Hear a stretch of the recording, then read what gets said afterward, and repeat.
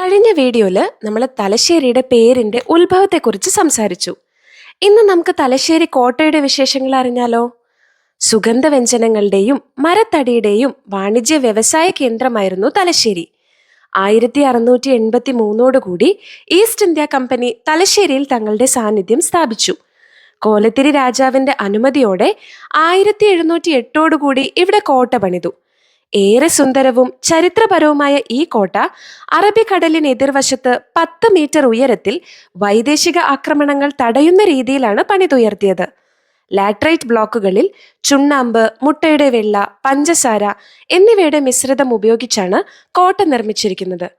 കടലിലേക്ക് നയിക്കുന്ന തുരങ്കങ്ങൾ, ഒരു ചെറിയ വിളക്കുമാടം, കുരുമുളക്, ഏലം തുടങ്ങിയവ സൂക്ഷിക്കാനുള്ള ഭൂഗർഭ അറകൾ തുടങ്ങിയവയെല്ലാം ഈ കോട്ടയുടെ പ്രത്യേകതയായിരുന്നു. ഈസ്റ്റ് ഇന്ത്യ കമ്പനിയുടെ നാണയങ്ങൾ ഇവിടെ അടിച്ചതായിരുന്നത്രേ. ആർതർ വെല്ലസ്ലി പഴശ്ശിരാജയെ നേരിടാനുള്ള തന്ത്രം മെനഞ്ഞത് ഇവിടെ വെച്ചായിരുന്നു എന്ന് പറയപ്പെടുന്നു. എന്തൊക്കെയായാലും ഈ കോട്ട മലബാറിലെ ശക്തി കേന്ദ്രമാകാൻ ബ്രിട്ടീഷുകാരെ സഹായിച്ചു.